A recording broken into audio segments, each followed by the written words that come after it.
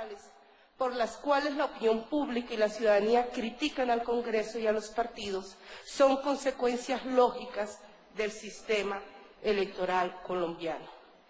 Y renglón seguido, el senador Sudarsky empieza a lo largo del documento a centrar el debate en un aspecto que yo creo que tanto las diferentes organizaciones políticas como sus representantes y como a veces los ciudadanos hemos dejado de lado cuando abordamos el tema del sistema electoral colombiano, y es precisamente la necesidad de reforzar el papel de la ciudadanía como de la ciudadanía en el control político a quienes elegimos.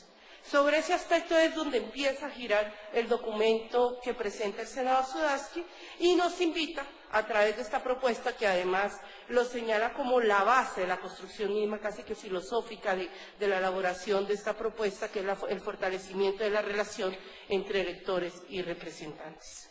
Nos encontramos que todas las instituciones de carácter electoral, absolutamente todas, Consejo Nacional Electoral, Registraduría, Consejo de Estado, Procuraduría, que es Fiscalía General de la Nación, que tienen la obligación de garantizar un proceso electoral libre y transparente, la calificación que le dan los líderes de opinión se encuentra por debajo del 60%. ¿Eso qué significa?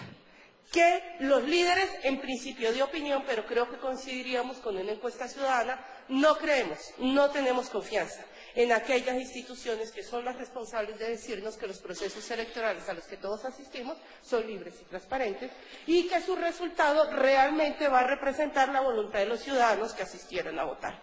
¿Resultado de esa desconfianza ciudadana?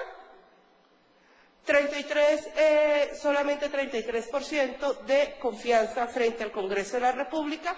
Es importante reconocer que a partir de la crisis de la reforma a la justicia, pues el Congreso de la República se ayudó un poco en términos de pérdida de credibilidad, no en ganancia de la misma.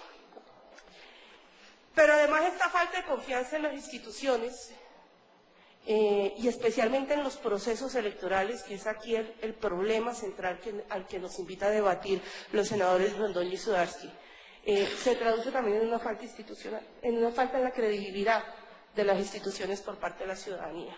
En 10 procesos electorales, además con plena crisis de la parapolítica o de la relación entre política y legalidad, nos estamos encontrando que los ciudadanos en 10 años, solamente pusimos 9.062 denuncias a la Fiscalía. Yo creo que aquí hay un jalón de orejas para nosotros como ciudadanos, porque somos los primeros también llamados a creer en nuestras instituciones y en plena crisis. Solamente 9.000 denuncias a la Fiscalía. Pero es que tampoco la Fiscalía se ayuda. De las 9.000 denuncias, solamente se presentaron 231 acusaciones. Es decir, los ciudadanos llevamos 9.000 denuncias a la Fiscalía y la Fiscalía solamente llega hasta el nivel de acusación, 231 denuncias, lo que sigue avanzando entonces en esa falta de corresponsabilidad entre confianza en instituciones, ciudadanos, organizaciones políticas. A lo anterior, tenemos unas reglas de juego cambiantes. Aquí la gran reforma electoral, la reforma más importante, esa es la Constitución de 1991. Es decir, casi que nuestro sistema electoral, la lógica como nos estamos aproximando nuevamente a las elecciones, se modifica hace 20 años. Y eso nos tiene también que permitir entender que estamos en un proceso entonces de construcción de nuestro sistema electoral. No llevamos 100 años o 200 años, como cuando hablan o nos explican sus sistemas electorales los franceses, los ingleses, los norteamericanos. Son 20 años. ¿Y eso qué significa? Que hemos tenido varias reformas políticas y obviamente cuando no tiene un sistema electoral en construcción, pues esas reformas tienden a resolver los problemas que encontramos en procesos electorales inmediatamente anteriores. Pero no hemos tenido una reforma que permita fortalecer el papel de la ciudadanía y de la sociedad como se presenta en el paper. Y en eso creo, senador Sudarsky, que coincidimos completamente.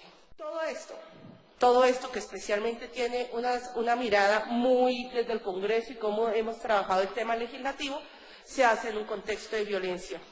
Y sencillamente aquí quiero señalar que a la fecha llevamos desde la posesión, por ejemplo, de los candidatos de quienes fueron electos en las elecciones de octubre del 2011, es decir, que se posesionaron el 1 de enero de este año, llevamos un total de 149 hechos violentos contra servidores públicos electos.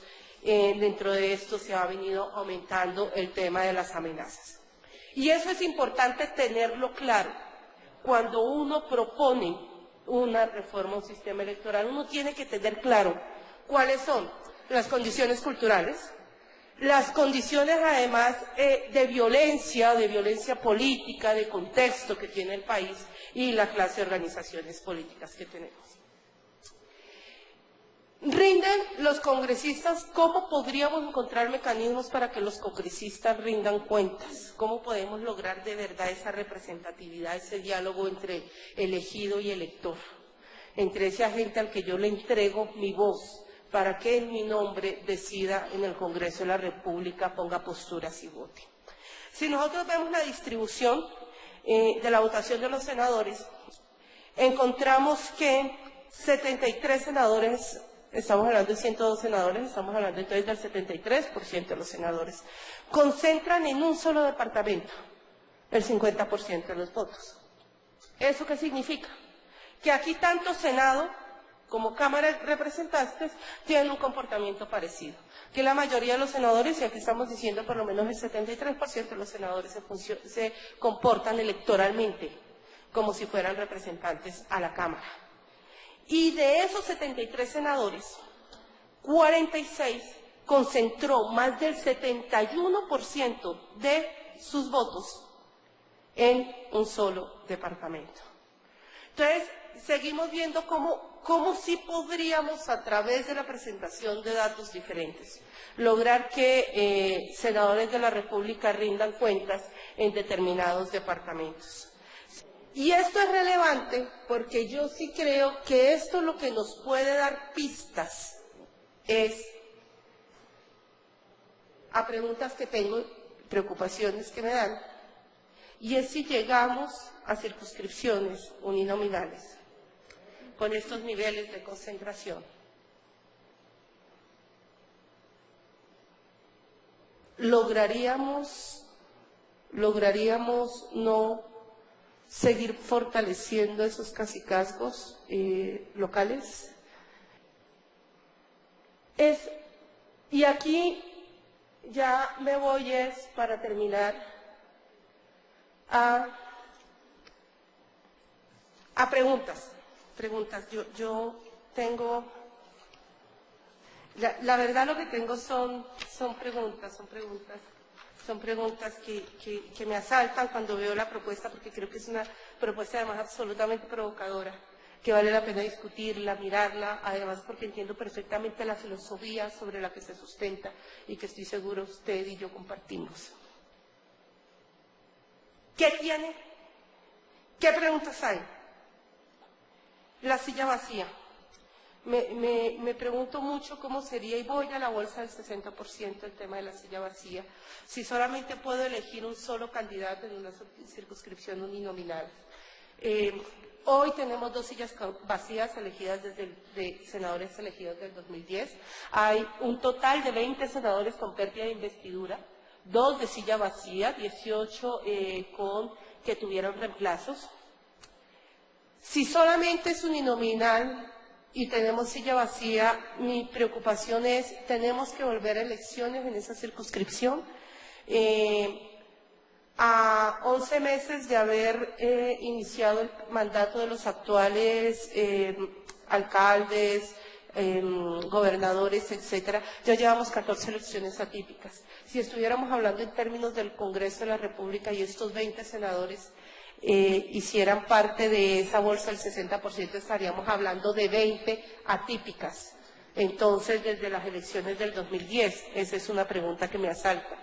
No creo que el partido pudiera decidir, porque entonces esa persona, si la decía el partido, pues obviamente no sería de representación ciudadana. Me preocupa el tema de los reemplazos, cuando no son sanciones que incluye la reforma política del 2009, es decir, no es silla vacía, sino cuando son sanciones de carácter disciplinario. ¿Cómo podría ser la lógica de los reemplazos en el Senado de la República? Me preocupa muchísimo, como le estaba señalando, la tasa que podríamos tener una baja tasa de renovación en el Senado de la República, en el Congreso de la República en general, y que esto termine fortaleciendo, dinamizando cacicazgos locales. Créame que si yo me ganara una circunscripción, que me saquen de ella, además teniendo ya la relación directa con el gobernador, con los alcaldes, la posibilidad, que usted lo sabe también, de las relaciones con el gobierno nacional que se tiene en el Senado de la República, de esas clientelas locales, pues nos vamos a encontrar frente a competencias absolutamente desiguales frente a los partidos que estén en segundo lugar.